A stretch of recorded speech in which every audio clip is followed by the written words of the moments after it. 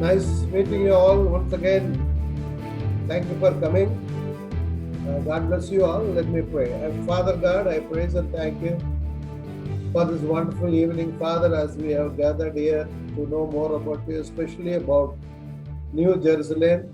Open our eyes to see the wonders in the Word of God, whether we are fit to go to the New Jerusalem, Father. Bless all those who have joined today, especially the new children of God have joined. Bless them and bring them in the coming days as well, Father. Just because they are blessing, they are joining today, you will certainly bless them because the word of God is attached with a blessing for those who are listening, those who are reading, those who are obeying the word of God are the blessed ones, Father. We want to be the blessed ones, Lord. I bless every individual who have taken part today, Father. Thank you. I commit myself in your hand. You speak to us so that we can be refined and more holy and righteous. In Jesus' name I pray. Amen. Thank you once again for coming, joining today. We have seen last week about the new heaven and new earth. This evening, I want to share with you about the new Jerusalem. Let me share the screen with you. It's about John saw New Jerusalem coming down from above. And in the New Jerusalem, I want to emphasize on 12 gates, 12 foundations, and there are about 12 pearls. In the New Jerusalem, this is the New Jerusalem. It's about 1,500 miles height, width, and the length and everything is equally about 1,500 miles. And he saw it's coming down from heaven. Old earth and the old heaven are totally annihilated or burned, and it's no longer existing. The new heaven, new earth, and the headquarters of the new heaven, new earth is the New Jerusalem. And this evening, in the New Jerusalem, I want to bring an emphasis on 12 gates. There will be about 12 gates and 12 foundations. And I want to speak about 12 pearls, the stones found there.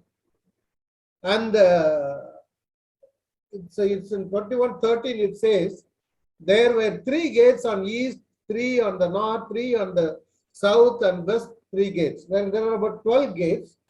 In the 12 gates, the gates there are usually in the temple. Now, if you read the book of Nehemiah, there are about 12 gates. Around the Jerusalem, temple, there is a wall. And these walls have about 12 gates. It's mentioned in the book of Nehemiah. You see, all this can be comparable to the Old Testament. So in the book of Nehemiah, you find 12 gates. For your reference, I'm giving you these details. 12 gates in the book of Nehemiah. But nothing to do with in the new heaven and new earth, we don't know. But it is there in the book of Nehemiah. These are the 12 gates. Nehemiah came later to build the wall. Nehemiah built the wall and he had the warriors to protect him. He was, in the middle of the night, he was going around the walls in order to repair all the gates. These are the gates found in the book of Nehemiah. And on the 12 gates, there were about 12 pearls. Each one of the gates was a single pearl. You find here, what are the pearls found on the gates? On each gate, there are 12 pearls. See, 21:12, it says that it had a great and high wall with 12 gates. And at the gates, 12 angels were there. There were 12 angels, 12 stones are there, 12 gates are there, and names were written on the gates, which are the names of the 12 tribes of the sons of Israel. You see, the 12 sons of Israel, we have seen earlier. Who are the 12 sons of Israel? Jacob. Jacob had 12 sons, and their names are written there on the gate. At the gate, there are angels as well as,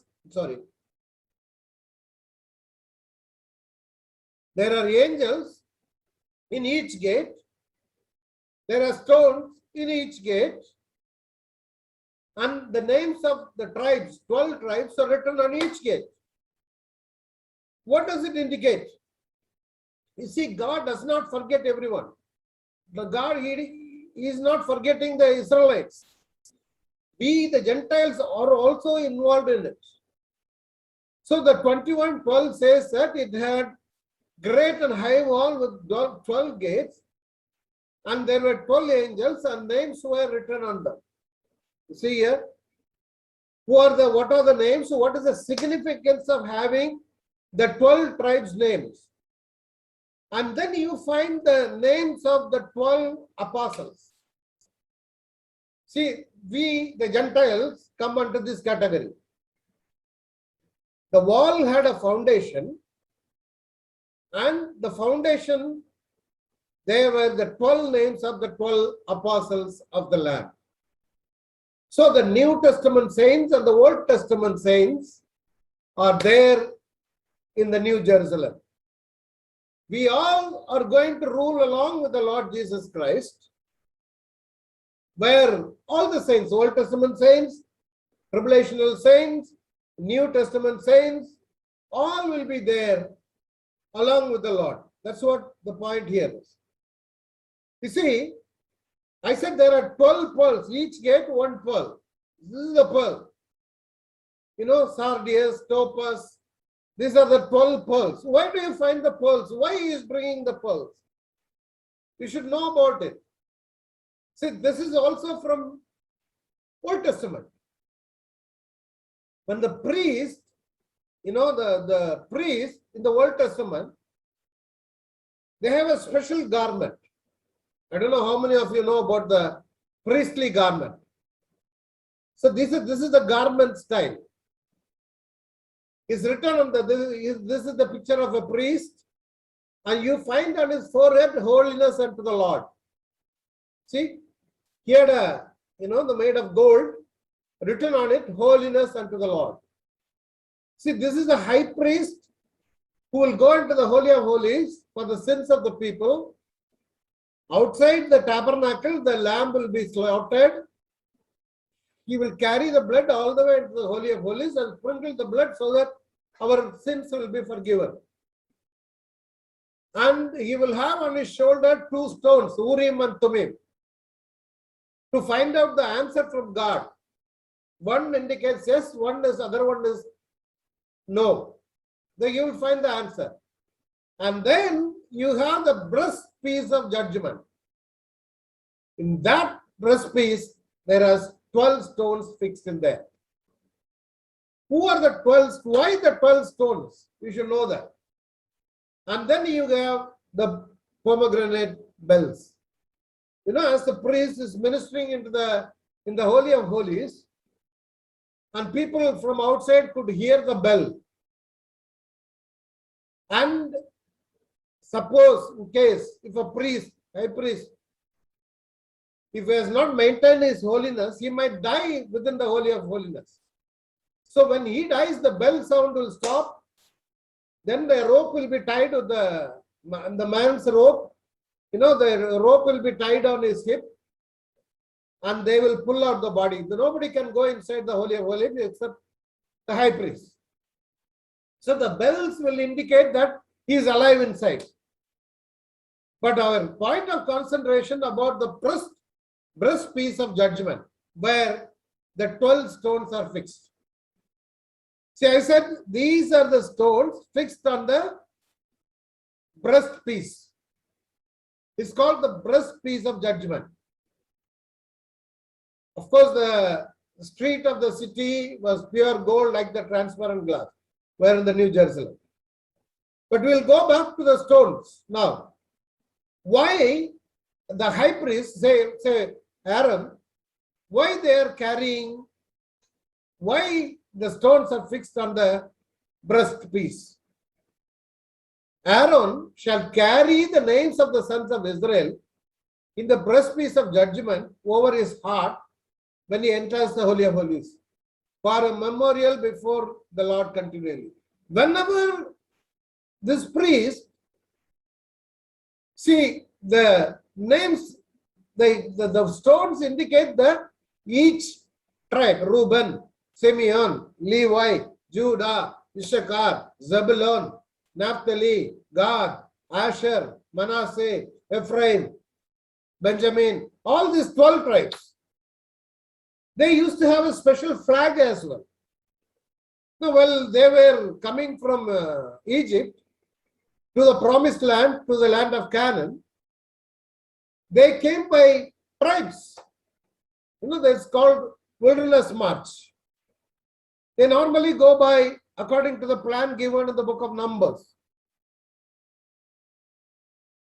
So every tribe will have their own flag as well as the stones, crystal stones. These expensive ones. And Aaron will carry the names of the tribe. That means he will remind God about the tribes to protect them, provide them, take care of them. But now our names are written in the heart of our Lord Jesus Christ. He is our high priest.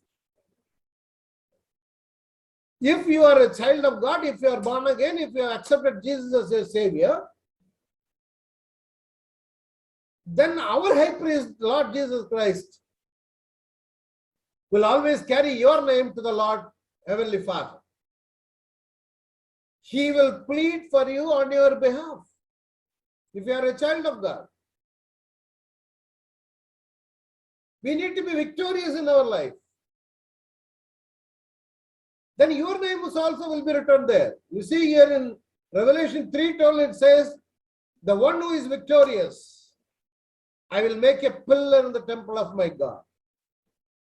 My dear children of God, you will become a part of his temple if you are victorious, if you overcome the world, if you overcome sin, if you overcome flesh. It's not that you are singing a holy song, you are singing a Pentecostal song, not that your life should be holy. Are you righteous? Are you holy? Are you born again? Are you crucified with Christ? Are you resurrected with Christ? That is what the point important here. We need to be crucified with Christ for the world to see.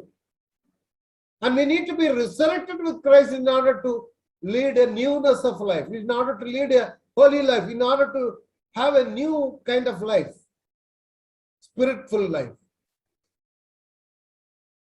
Then he says, I will write on them the name of my God and the name of the city of my God, the New Jerusalem.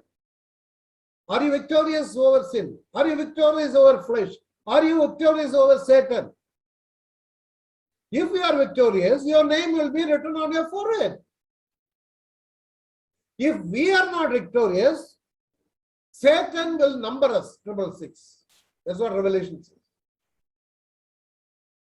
Those who cursed God, those who did not obey God, they carried the mark of the evil satanic group. Satan, Antichrist, false prophet. That's what he said. Those who do not have the mark 666 cannot buy or sell anything. They will become a slave. The numbering a person. You see, normally if a person is given an allotted a number, usually a prisoner is allotted number or a slave is allotted number. But if a free person, not under bondage, they write the names. We carry the names, bondage, bond. We used to have the name badge. That's what the children of God should have. We ought to be sealed by the Spirit of God so that people see us will see Jesus Christ.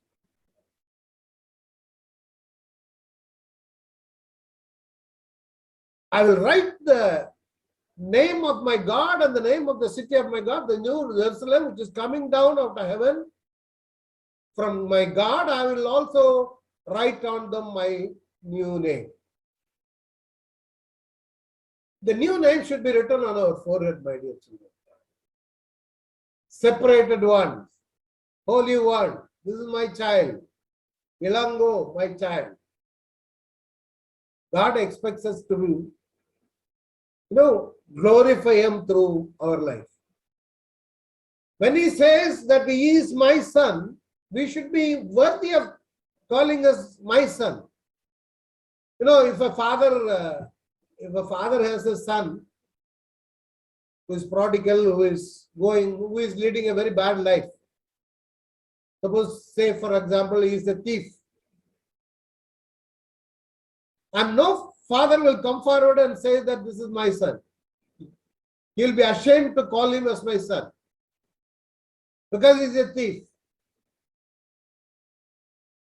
So the same way, Jesus will be ashamed if you're leading a sinful life. God cannot imprint his name on your forehead, my dear children. Beware of this. And one day in the New Jerusalem, New Heaven, New Earth, your names also, 12 means it's not exactly 12. They represent the New Testament believers and the Old Testament believers. It's not that only 12 people. These are the names representing, you see here, on the gate, names of 12 tribes in the New Heaven. And the foundation, you have the 12 apostle names. The born again believers from the New Testament era, and the Old Testament saints, they represent the 12 tribes. He's not going to write only exactly 12 people. Our names will also be written there. See, it had a great high wall with 12 gates. At the gates, 12 angels, and names were written on them, names of the 12 tribes of the sons of Israel. Why the 12 sons of Israel? You see, the 12 sons of Israel were arranged around tabernacle.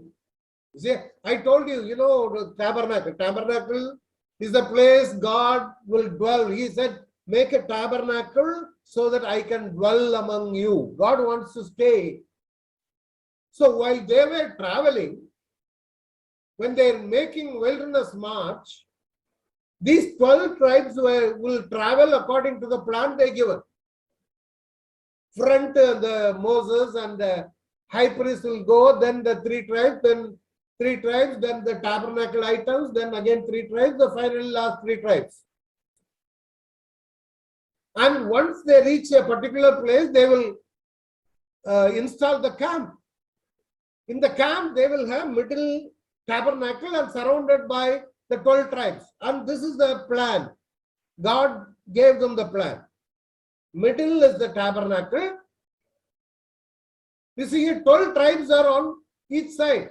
North, Asher, Dan, and Naphtali.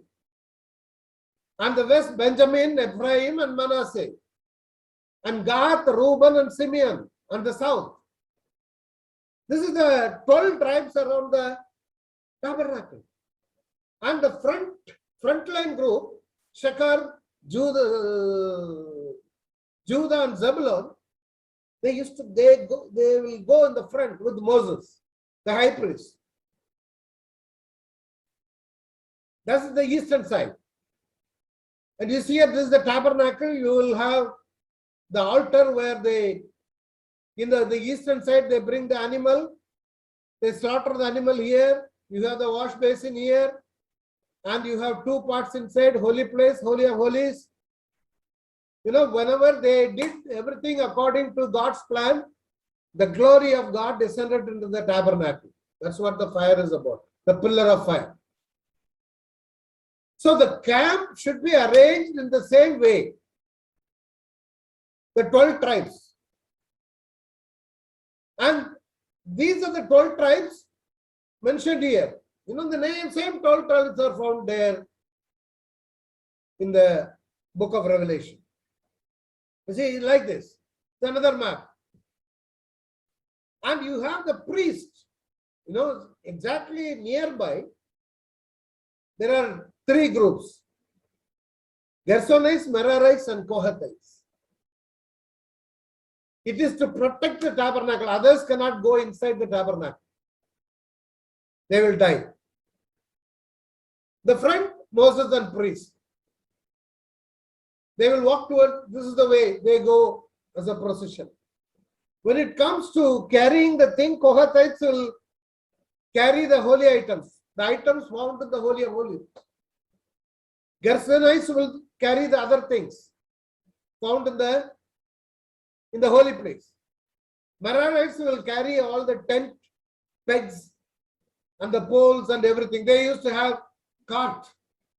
They will carry it by cart. But the Kohathites, they have to carry it by shoulder, the holy items. They will protect the holiness of the tabernacle. But what does it indicate? That in the presence of God is going to be there in New Jerusalem, surrounded by his people. Those who are holy, those who are more, they are going to be judged according to their deeds, works. And they will be placed according to how you led your life, how extended you are holy. Of course, though, all those who are born again will be there, but there will be certain category. Even in punishment also, I told that there will be category. So we, the children of God, will be in the tabernacle, will be there in the New Jerusalem. And there is one thing you should know, there is no temple in New Jerusalem.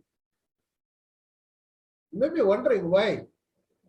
You see, God told them to make a tabernacle on the earth.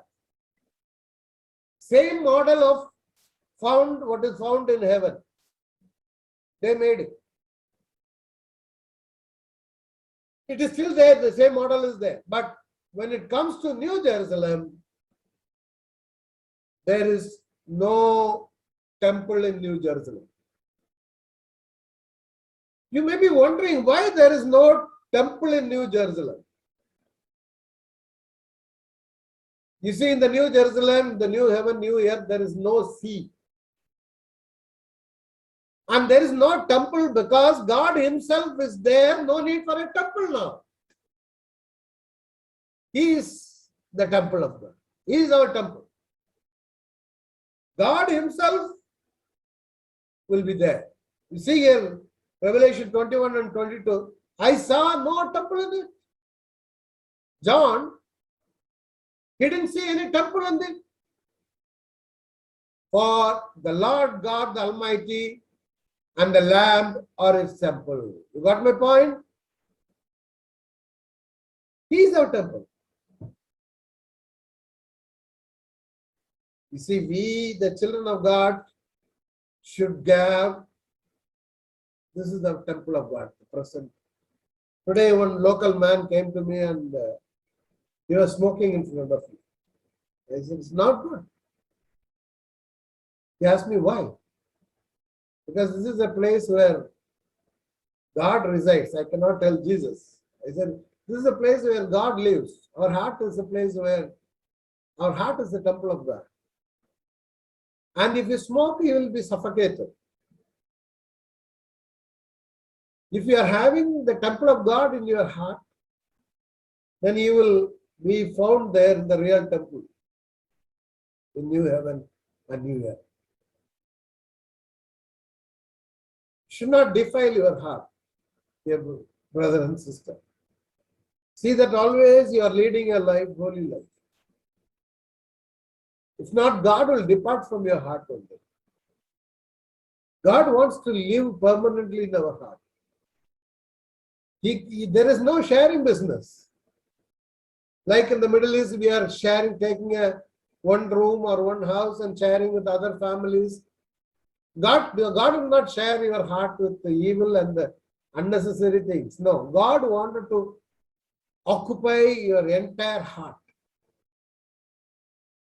He wants to be your God, seated majestically in your heart. He will be proudly sitting in your heart to rule your life, to control your life, to give you whatever you need. But if you defile your heart, then there will be darkness. God cannot sit there. God cannot be your administrator. He cannot be your Lord. He wants to have your entire heart full control. When you say Lord, means I am under your control. And the city has no need of the sun or of the moon to shine in it. For the glory of God has illuminated it. And its lamp is the lamp. Lamp is the lamp. See the lamp. He is the lamp. See, when Moses spent time in the mountain with the Lord, people could not see his face. His face was so much shining. The beauty of your heart can be reflected in your face. The beauty can be seen very easily. If this place is corrupted with evil, your face will show you nicely. See, for example, you take a well. You take a well and peep inside the well with the clean water. It will reflect the sky or sun or moon. You can see the moon inside. If the water is dirty and filled with all kind of filth, it cannot reflect the sky. That's how your life should be. If my heart and your heart are clean, we can reflect the glory of God and others can see Jesus in our life. Honestly, I'm telling you. It's not that you are preaching, go and give tracts and without doing anything. Our life should reflect His glory in our life. There is no light, no need for light. You see, in the Holy of Holies, you know, in the tabernacle, outer court, sunlight. We saw the tabernacle, no? You see here. This part is sunlight. And the second part, here, holy place, is a candle lights. But when you go all the way to the last Holy of Holies, there is no light. God Himself is the light. That's what it is. You, me, and you should have the experience of going into the Holy of Holies all the time. You see? And in Isaiah, no longer will you have the sun for the light by day, nor by brightness will the moon give you light. You will have the Lord for an everlasting light. He will be the light there. Even if you don't experience this everlasting life and the everlasting glory, we won't be found there. We need to have the light. If a man is the child of God, he will walk in light. If not, he will walk in darkness. Your sun will no longer set, nor will your moon wane. See, there won't be darkness in my life or your life.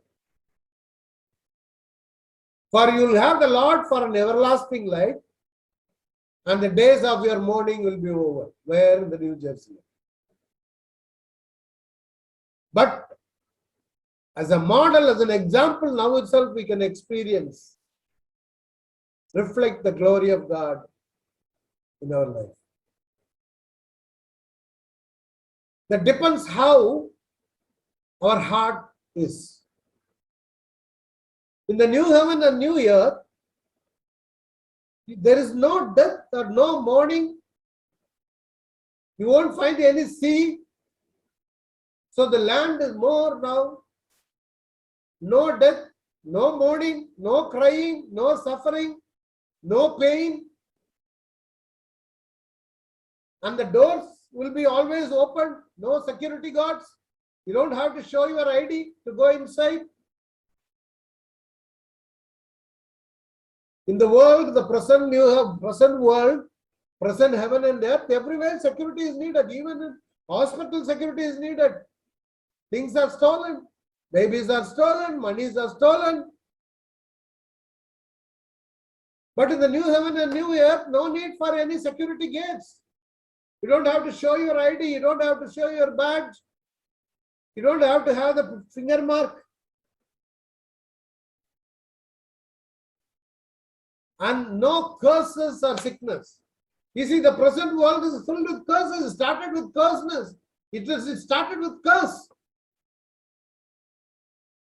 Genesis 3:16 we saw. Because of the disobedience, our earth was cursed.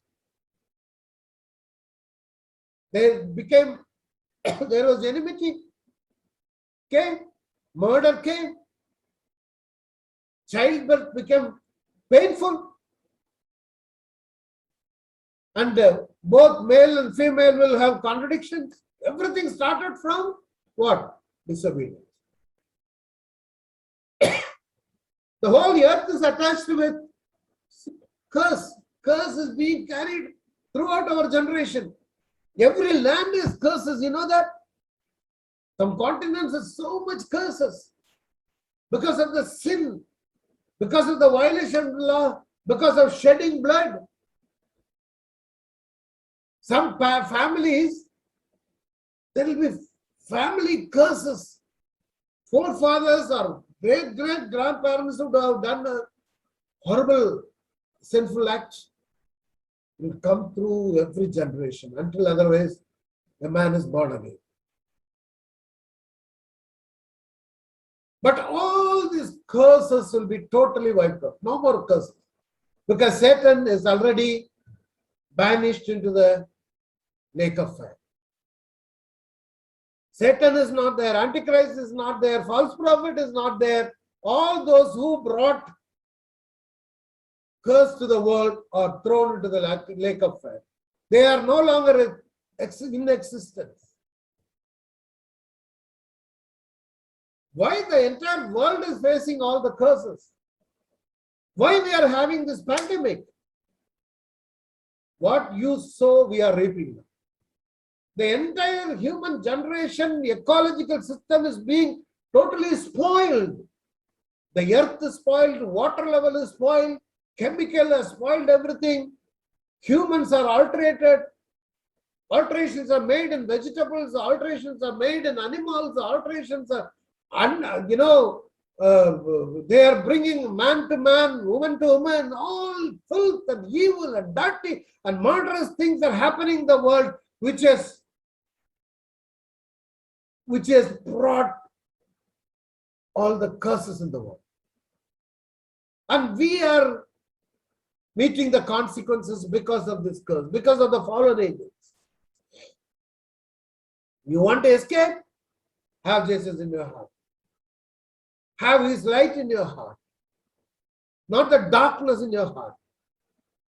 You will not find any hunger there, no more thirsty. You will not be thirsty anymore.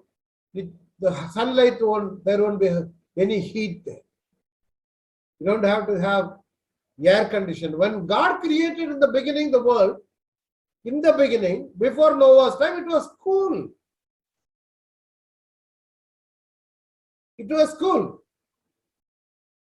But once again, God is going to restore not the old heaven and old earth. No. It is not. He is not going to renovate it. And now let's go to chapter 22. Then in chapter 22, you find, I will go through the passage fast. Then he showed me a river of water of life, clear as crystal, coming from the throne of God and of the Lamb. Okay. Now a river of life. This is the river of life is beautiful. We will have one session about the river of life, living water. Then you find in the middle of the street on either side of the river, the middle of the street on either side of the river was the tree of life. One is water of life, tree of life bearing 12 kinds of fruit, yielding its fruit every month. And the leaves of the tree were for the healing of the nations. It's not healing. It's not that they will be sick. No. The trees, the leaves of the tree will make us more healthy and healthy and healthy. And you have the river of the waters of life and the river, the tree of life. Then he says, no longer any curse. And the throne of God and the Lamb will be in it. When he is there, there won't be any curse. When God is there, there won't be any curse. Again, I want to remind you. He says that there will be no longer be any curse. Why? Because the throne of God and of the Lamb will be in it. And his bond servants will serve him. See, now the present life, if you have the throne of God in your heart, if he is seated there, if you have accepted the Lamb of God as your Savior, if you are crucified with Jesus and resurrected with Jesus, then God will enthrone in your heart and there won't be any curse. Curse will be totally gone. And then you will see here, next it goes, they will see his face and his name will be on their foreheads. There will no longer be any night. And no need for light, no need for sun. God will illumine them. And these words are faithful and true. 6th verse. He is telling the bond servants, we need to be working as a servant. Behold, I am coming quickly. The rest of the part we'll see next week. See, these words are faithful. Why John wrote everything in the book of Revelation, but many people don't read the book of Revelation. But everything is clear, dear children of God. He's not complicating at all. Satan will not allow you to read it, that's it. God tells everything in the right beginning, what is going to happen, what is there, what will happen in future. 3 things are mentioned in 119. He's very clear about it. You will have 1 and 2 introduction. You have 2, 3 and 4 church history, the 7 churches we saw already. 4 and 5, the 4th chapter, you will see the door open in heaven. 5th chapter, a lamb, slain lamb standing there.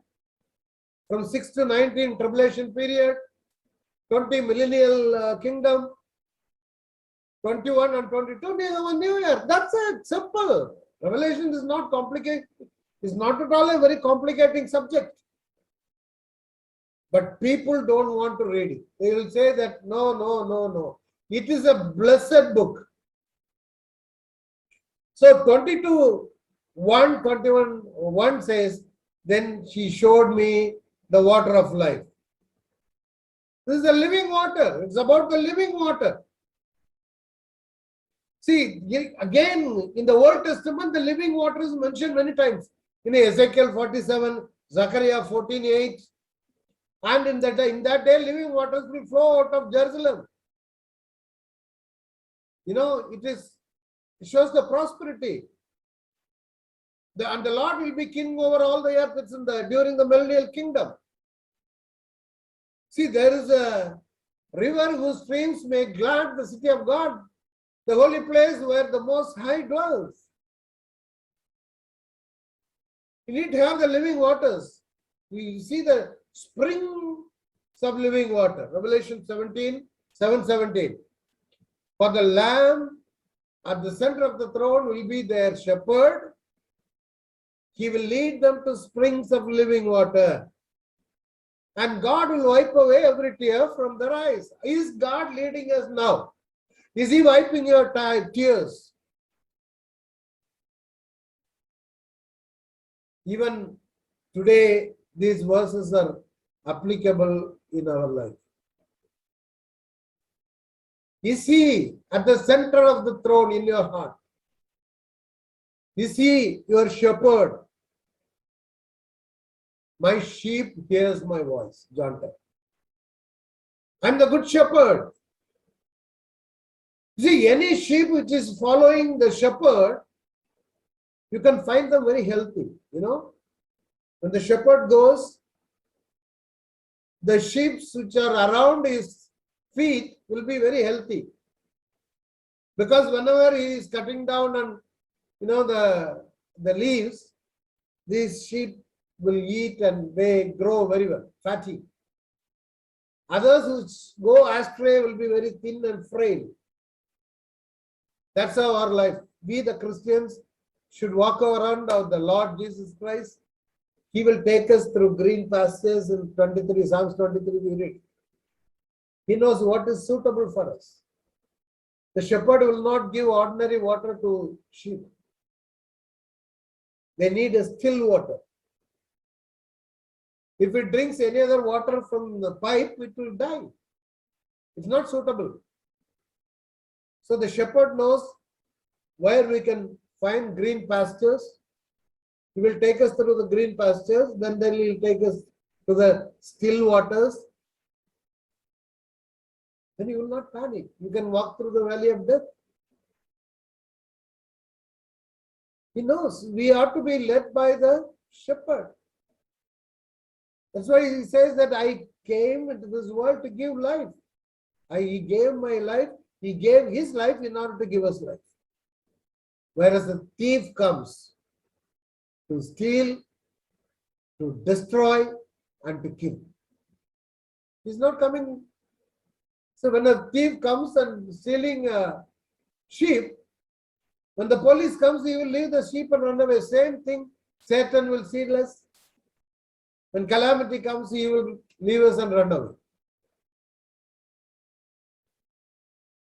And he said to me, it is done. I am Alpha, Omega, beginning and end. To the thirsty, I will give water without cost from the spring of the water of life. The water of life without cost, I will teach you in the coming week, without cost. We are trying to buy peace by paying money, going through different ways. You cannot buy peace. You cannot buy anything with money. God is ready to give you everything free of cost. Everything which will strengthen you, which will make you happy. And in the middle of the street, on either side of the river was the tree of life, bearing 12 kinds of fruit, yielding its fruits every month. And the leaves of the tree were the healing for the nations. You see, find the tree of life. You need to know about the tree of life and the tree of the knowledge of God, good and evil. In fact, in the Bible, there are 3 kinds of trees. There are 3 trees in the Bible. One is the tree of the knowledge of good and evil. Second tree is the one which Jesus died, that is a cross. Third tree is the tree of life. You find first and the third one in the Garden of Eden. See, in the Garden of Eden, you find these 2 trees. Tree of life, tree of the knowledge of good and evil.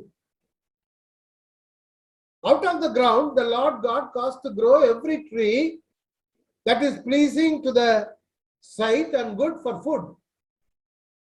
The tree of life also in the midst of the garden, and the tree of the knowledge of good and evil.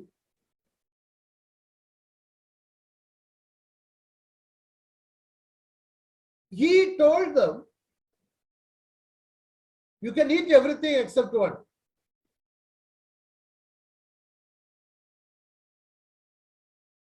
From the tree of life. He told them, you eat everything. See, ye grow every tree that is pleasing to the soul. It was pleasing to everything. But this is what we do always. When someone tells you, you can take everything except this one, our curiosity will go, why this one? God gave everything to enjoy. We have everything. Only this one. Satan came and asked, did God ask you not to eat any of this? No. You know, he is very tricky. Did God ask you not to eat anything of this? Eve said, no, only this one. The day you will eat, Satan said, your eyes will be open. See, he ate, they found themselves to be naked. You see, now he said, then the Lord God said, behold, the man has become like one of us, knowing good and evil. Now he may stretch out his hand, take also from the tree. I'm sorry, I was twisting the things. So from the tree of life, knowledge, he told them not to eat. But they ate, they disobeyed God, and he said, he should not eat from the tree of life and live forever, because of the curse came, no? Therefore, God sent him out from the garden to cultivate the ground from which he was taken. He protected the area. He doesn't want them to stay there anymore, so that they will eat from the tree of life. He told them not to eat from the tree of knowledge, the tree of knowledge of good and evil. Yeah. So he drove the man out, and at the east of the garden, he stationed cherubim and the flaming sword, which turned every direction to guard the way to the tree of life. It was forbidden to the tree of life. Why? They disobeyed God, ate, and they know good and evil before they were innocent. So God said, you cannot have the fruit from the tree of life. It was forbidden there. So he drove them out from that place. But now, in the revelation, once again, he has the right to eat from the tree of life. Whoever has ears, let them hear what the Spirit says to the churches. To the one who is victorious, I will give the right to eat from the tree of life. What was forbidden? What was protected in the book of Genesis is allowed here in the book of Revelation. See, I used to say that the book of Genesis is the place where sow the seed and we get the fruits being reaped in the book of Revelation. You find the answer to every question in the Old Testament and the New Testament. Without revelation, there is no complete, the Bible will not be complete. If you remove the book of Genesis and the book of Revelation, the Bible will be incomplete. Why? You don't know. From where you came, you don't know what is your destination. So, especially the last two chapters, 21, 22, are very essential to know what is the end result of all this. You will know where we are proceeding to. Whoever has ears, let them hear what the Spirit says to to the churches. I will give the right to eat from the tree of life, which is the paradise of God. Now we can live forever. That's why there is no longer any curse. We saw this verse already. There is no longer any curse. Cursed is anyone who does not uphold the words of this law by carrying them out. In Deuteronomy it says, when you disobey God, curse will come into your life. See, the obedience is very essential. Obedience to the commandment of God, to the ordinances of God. It says, cursed anyone who does not uphold the words of this law. If you don't obey the law. As we go further, Psalms, may God be gracious to us and bless us and make his face shine on us. When you obey him.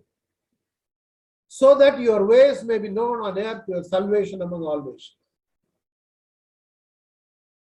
When you obey him, your face will shine and people know your life and people will come to know what is salvation. Even all the nations will know how we are doing. So today we have the Bible study from many different nations. People from African continents also have joined. Thank you for that. My colleague from hospital has joined today. Another brother also expected. I think he is there. I don't know. Let's see. Our God wants to bless us. He wants to take the salvation to the nations. If our face is not reflecting his glory, if we are carrying darkness in our life, how the people will know about salvation? You know, as I told you, the well, if the water is clean, blessed are the pure in heart, for they shall see God. See, blessed are the pure in heart.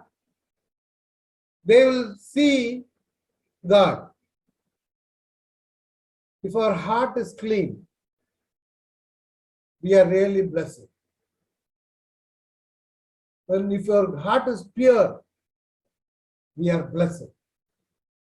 If we are righteous, if we are right standing with God is right, we are blessed. See, beloved, now we are the children of God, and it has not appeared as yet what we will be. We know that when he appears, we will be like him because we will see him just as he is. You know, when he appears, we have to become like him. We will see him just as he is. If not, we will not see that. He who overcomes, I'll make him a pillar. I wrote, we saw already earlier. And his name will be on their foreheads. We Christians have no veil over our faces. We can be mirrors. See, Living Bible says, that brightly reflect the glory of the Lord. And as the Spirit of the Lord works within us, we become more and more like him. See, we become more and more like him. We can reflect the glory of the Lord only when our hearts are pure. We are not of night nor of darkness. Let us be alert and sober. Those who sleep, do their sleeping at night, and those who get drunk at night. But we are of the day. Listen to this. Let us be sober, having put on the breastplate of faith, love, and as helmet, the hope of salvation. You need to have all that. The night is almost gone, the day is near, therefore lay aside the deeds of darkness. Only then he who overcomes, I will grant to him to sit down with me on my throne, as I also overcame and sat down with my Father on his throne. You see, these are the words are faithful and true. Because the time is almost. The God of spirits of the prophets sent his angel to show his bondservant. He showed everything to us. Finally, I have sent my angel to testify to these things for the churches. This is the reason why we need to teach these books in the churches, and the root and the discernment of day with the bright and morning. If God willing, next week I'll be teaching about behold, I am coming quickly. I want every one of you, thank you for listening now. I'm going to pray now. I want every one of you to commit your life to the Lord Jesus Christ. Make me holy as you are holy, Lord. Make my heart pure so that we can reflect the glory of God. Thank you for teaching us. That's a wonderful good Father. I bless everyone who have gathered here. Meet their needs. Remove their sufferings. Remove their curses so that they'll be blessed. We want to take the salvation to the nations. I bless those who are watching through YouTube also. I bless them. We are called to be a blessing to the nations. Curse is gone when Jesus is seated in our. We are blessed people of God. Thank you, Lord. In Jesus' name. Thank you. Thank you all for coming.